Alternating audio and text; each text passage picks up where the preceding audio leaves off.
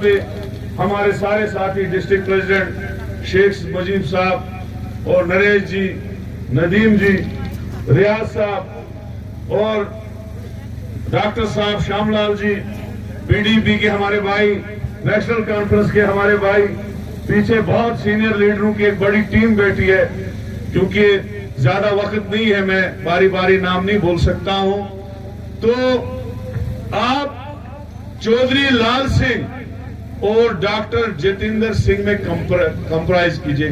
Compare कीजिए दोनों को। अगर पहाड़ पे चढ़ना है, गांव गांव में जाना है, चौधरी लाल सिंह जाएगा, लेकिन डॉक्टर जितेंद्र सिंह शहर में नहीं आया। खुदा गवाह है, मैं 10 साल से देख रहा हूं, बानाल कॉन्स्टिट्यूंसी में कभी आया ही नहीं। ये 2 इलेक्शनों में 2 बार वोट मांगने आया, 2 इलेक्शनों में 2 बार वोट मांगने आया है, बस उसके बगैर आया था। अब मुझे बताओ, एक आदमी जो 10 साल आपको मिले ही नहीं, फिर वोट डालने का फायदा क्या है उसको? जब 10 साल में आपको एक चिट्ठी उसकी नसीब नहीं, जब 10 साल में आपको उसकी एक सिफारिश नसीब नहीं हुई, जब 10 साल में आपको 1 रुपए का एमपी फंड उसका जो 5 करोड़ ज़रबी 10 कितना हुआ, 50 करोड़ रुपए, उस 50 करोड़ में से अगर 10 रुपए भी आने लगे तो उसको वोट देने का क्या फायदा? जब 10 साल में उसने कभी हमारी आवाज पार्लियामेंट में नहीं उठाई, किसी टेलीविजन की बात नहीं की, जब अपाहिजों का तनख्वाह बंद हुआ, आज अपाहिजों का पेंशन बंद हो चुका है, डॉक्टर जितेंद्र सिंह ने बात नहीं की। स्मार्ट मीटर घर लगे, जमीन में जो हमसे छीनी गई, डॉक्टर जितेंद्र सिंह सपोर्ट में खड़ा था एलजी एडमिनिस्ट्रेशन और बीजेपी की कि लोग उसे जमीन छीनो, हक में कभी नहीं बोला। जब हमारी रियासत का दर्जा खत्म हो रहा था, उस वक्त भी डॉक्टर जितेंद्र सिंह इस हक में था कि छीनो। क्या बीजेपी ने किसी मैनिफेस्टो में लिखा था कि हम जम्मू कश्मीर को स्टेट का दर्जा छीनेंगे? नहीं बोला था।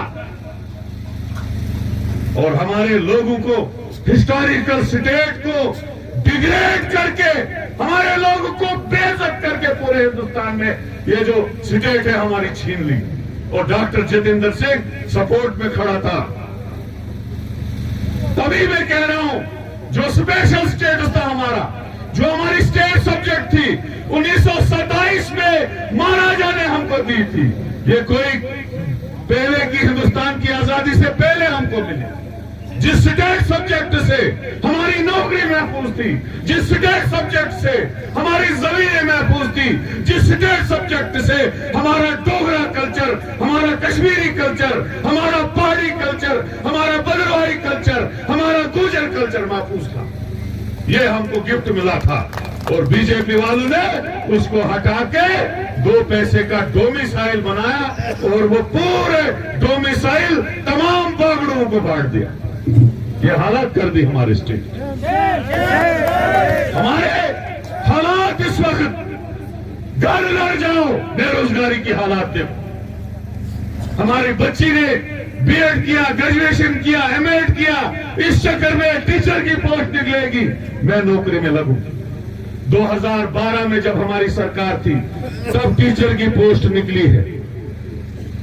12 साल हो गए, हर साल डिस्ट्रिक्ट में टीचर की पोस्ट होती थी, हमारी बच्चियां, हमारे लड़के टीचर लगते थे। खत्म कर दिया वो पोस्ट, कोई नहीं लगा। आज चपरासी रिटायर होता है, रोज हम माला डाल के कभी एक मुलाजिम को देखते, कभी दूसरे मुलाजिम को देखते। लाइनमैन रिटायर होता है बिजली का, पीएचई का लाइनमैन रिटायर होता है, जंगलात का गार्ड रिटायर होता है, फिशरीज का गार्ड रिटायर होता है, दूसरा लगता है। बताओ जरा, कोई बताओ लगता है? हमारा बेरोजगारी में बहुत नीचे ग्राफ था। ये जो बोल रहे खुशहाली आई मोदी जी के दौर में, हाँ आई। आज जम्मू कश्मीर बेरोजगारी और गरीबी में नंबर 1 पे पहुंचा दिया इन लोगों ने। खाली शराब की दुकानों में नंबर पहलवान बनाया।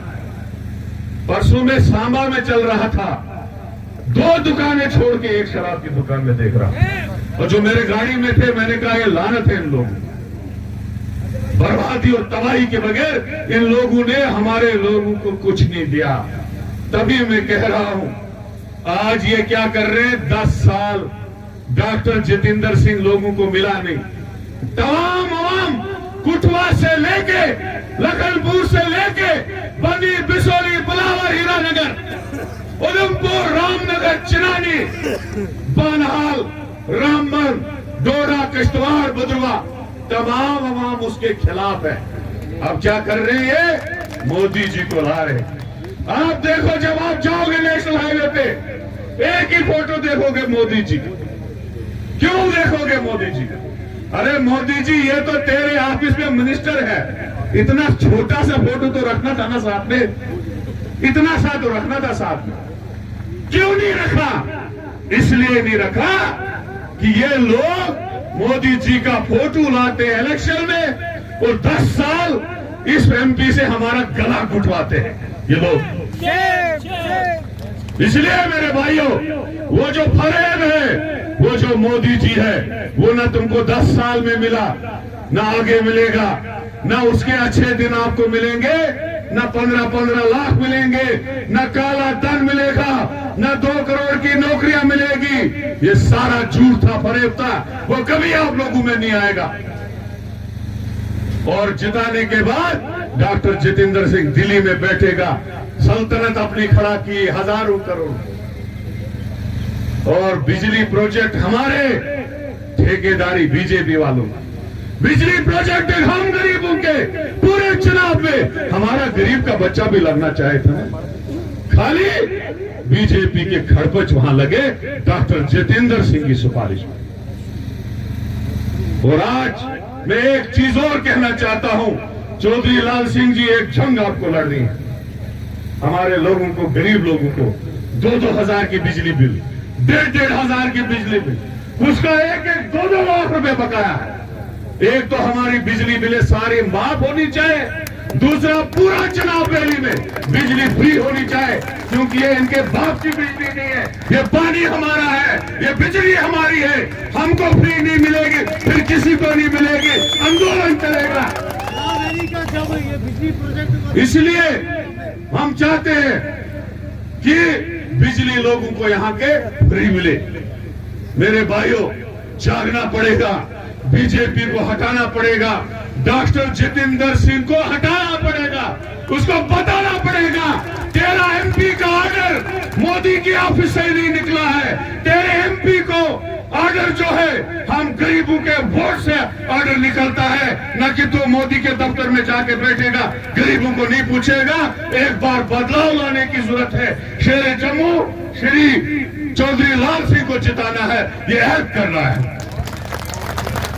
और आज खुदा गवाह है, मुझे 2 बीजेपी के कैंडिडेटों से मुकाबला है। आज बड़ा दिन है, आपको झूठ नहीं बोलूंगा। ये जो पार्टी आजाद पार्टी है, सीधे दिल्ली से ministry of home affair Rajiv Doval और मोदी जी जो यार है उनका वहां से बनी, इनकी सारे दफ्तर वहां से, इनका सारा फंड वहां से, इनकी सारी डायरेक्शन वहां से। गुलाम नबी आजाद को अगर कैंडिडेट उठाना था, जम्मू से तो उठाना था ना। जम्मू में अगर मुसलमान होता, उठाया होता, तो जितना गिर गया है लोगों में और गिर जाता। और अगर हिंदू उठाता तो बीजेपी वाले इसको गला पकड़ते, क्यों हिंदू उठाया, हमारा वोट काटने के लिए। खाली यहां जनाब अली जो ठाग उठाया है टुकारा कुली लगा के, सबसे बड़ा ठाग इस चुनाव रैली का, सबसे बड़ा ठाग है वो दाढ़ी और टोपी वाला। मैं उसको 20 साल से जानता हूं। इस चुनाव रैली का सबसे बड़ा ठाग है, सबसे बड़ा ठाग। और उस ठाग ने क्या किया है, खुदा की कसम, सामने से चौधरी लाल सिंह इलेक्शन लड़ रहा है जितेंद्र सिंह के साथ, और पीछे से ये लोग बीजेपी के लिए वार कर रहे हैं। तभी मैं कह रहा हूं, दो कैंडिडेटों से मुकाबला है। और निशान क्या है, डस्टबिन। क्या है, जरा जोर से बोलो, क्या है, डस्टबिन। वो डस्टबिन लेके पीछे पीछे आ रहे हैं। क्या पता इधर भी आएंगे दोनों कारा कुलिया लगा के। उनके पास डस्टबिन है, वो कह रहे हैं डस्टबिन में वोट डालो और अपना वोट जाया करो ताकि बीजेपी जीत जाए। क्या ये हो सकता है? क्या हम ये कहेंगे? जरा हाथ उठाओ। कोई भी उनको वोट नहीं देगा, कोई उनको सुनने नहीं जाएगा। इसलिए हम लोगों को जागना होगा। अपने बच्चों का फ्यूचर देखो, कितना खूबसूरत बच्चा इन दो बहनों के बीच बैठा है। इसका फ्यूचर हमें देखना है, इसका फ्यूचर बर्बाद नहीं करना है। ये पता नहीं 9वीं है 10वीं में है बेचारा। ऐसी हमारे घरों में नन्हे नन्हे फूल है। जब बीजेपी आई थी, जो हमारा 30 साल का जवान था, वो 40 साल का हो गया, बड़ी बड़ी डिग्रियां करके ओवरेज होके घर में बैठ गया। इनको ओवरेज नहीं करना है। लिहाजा इन बच्चों का फ्यूचर देखो, अपने घरों में देखो, अपने आगे पीछे के जो घर है, जो गुर्बत है, जो महंगाई है, उस सबको नजर मार के ये देखो कि इन्होंने हमको बर्बादी के सिवा कुछ नहीं। देखो, इसलिए जागो, उठो, हाथ के बटन पे मोहर दबाओ और लाल सिंह को कामयाब करो। शुक्रिया, धन्यवाद, जय हिंद, जय भारत।